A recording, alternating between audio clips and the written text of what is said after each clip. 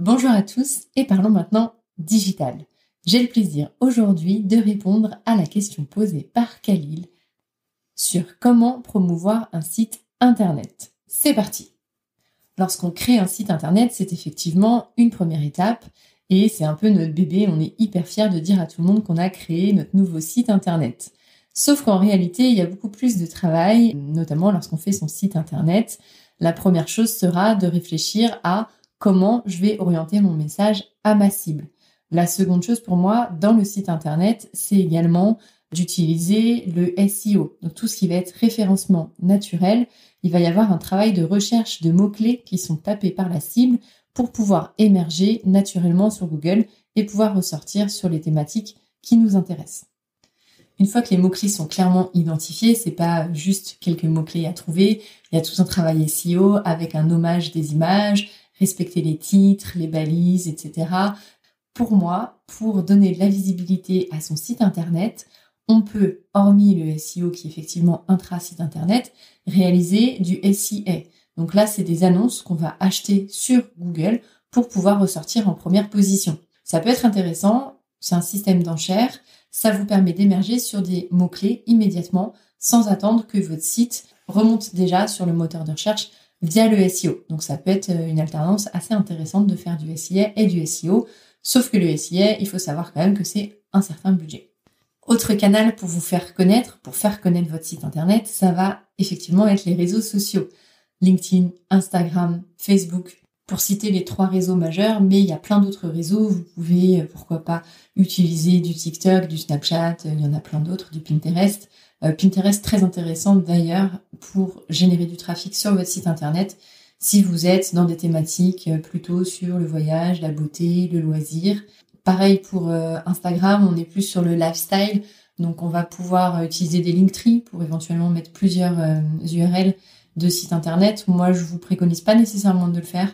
Je trouve que c'est plus sympa d'aller directement dans le lien dans la bio et ça donne plus de visibilité, ça évite un clic en tout cas pour arriver à votre site internet. LinkedIn, un incontournable du B2B. Si on veut se faire connaître, eh bien, il faut absolument mettre son site internet sur son profil perso, avoir une page pro pour également mettre le nom de l'entreprise et remettre encore une fois le site internet.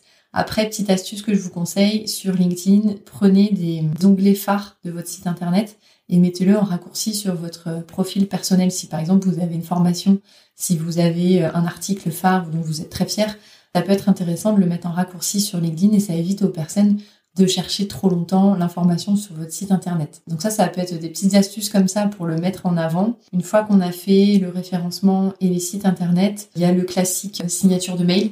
Alors vous mettez votre site internet tout simplement dans la signature de votre email ou bien votre profil LinkedIn si vous avez envie d'émerger sur LinkedIn. En tout cas, la signature de mail, ça peut fonctionner et ça peut donner de la visibilité et du trafic. Un autre canal, là, Khalil, je te donne vraiment toute l'étendue des canaux qu'on peut utiliser. Un autre canal, on pourrait utiliser une newsletter récurrente qui donnerait des informations sur les bénéfices que pourrait apporter ta solution, par exemple. L'idée, c'est d'avoir des points de contact réguliers avec tes prospects pour leur permettre de les nurturer, de les nourrir. On appelle ça le lead nurturing. L'idée étant d'avoir un point de contact régulier avec tes prospects et de citer souvent ton site internet pour les amener à acheter si tu as une solution à acheter sur ton site internet. Alors là, maintenant, je vais un peu bifurquer vers le print. C'est vrai que de mettre son site internet sur sa carte de visite, c'est un classique, mais ça peut toujours fonctionner.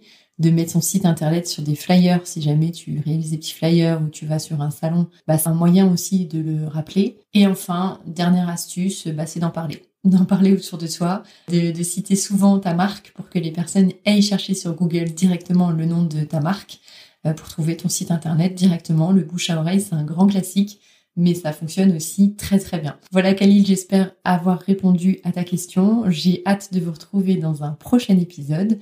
Et si vous êtes convaincu qu'il faut vous lancer sur les réseaux sociaux mais que vous ne savez pas par où commencer, vous pouvez acheter la formation que j'ai créée pour vous avec 51 leçons pour vous aider à vous lancer en 30 jours. La formation s'appelle 30 jours pour vous lancer sur les réseaux sociaux et vous la trouverez sur mon site internet. Let's talk digital. Une petite anecdote d'ailleurs sur ce sujet, sur le lancement d'un site internet. Quand j'ai lancé mon premier site internet, j'avais la sensation qu'il n'était pas assez professionnel.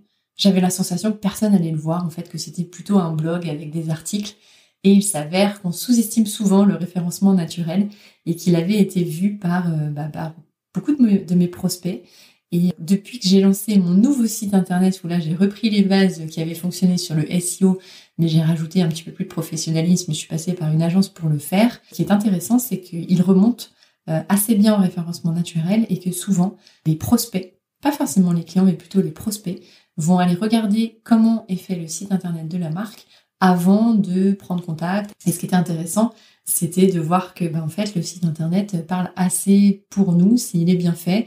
On comprend quelle est notre activité et ça permet aux prospects de faire un bout du chemin et c'est à nous de faire la seconde partie du chemin pour closer le deal.